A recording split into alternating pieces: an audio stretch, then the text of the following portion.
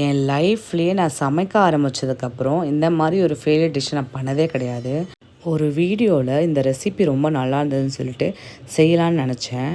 அவங்க அதில் என்னென்ன மெஷர்மெண்ட் சொன்னாங்களோ அதே மெஷர்மெண்ட் அவங்க என்னென்ன பண்ணாங்களோ அதே தான் பண்ணேன். ஸ்வீட் பொட்டேட்டோவை கட் பண்ணி ஸ்டீம் பண்ணேன். ஸ்டீம் பண்ணி எடுத்துகிட்டு அதை வந்து ஸ்மாஷ் பண்ணிவிட்டு அது கூட வந்து butter, jaggery, salt, sesame seed இதெல்லாமே ஆட் பண்ணேன்.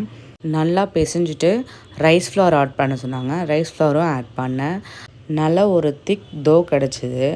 அதுக்கப்புறம் அதை சின்ன சின்ன பாலாக உருட்டி அதை பட்டர் ஷீட்டை ஒரு பேக்கிங் ஷீட்டில் வச்சு மேலே வந்து ஒரு கிண்ணம் போல் வச்சு அமர்த்தி அதை எடுத்து அதை வந்து பேக் பண்ண சொன்னாங்க.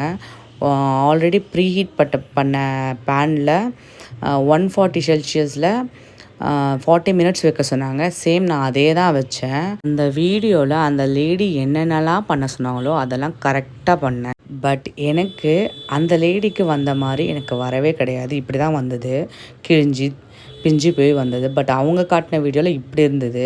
எனக்கு சீரியஸாக புரியல அவங்க என்ன மாதிரி அதை ஆட் பண்ணி என்ன மாதிரி பண்ணாங்கன்னு சொல்லிட்டு.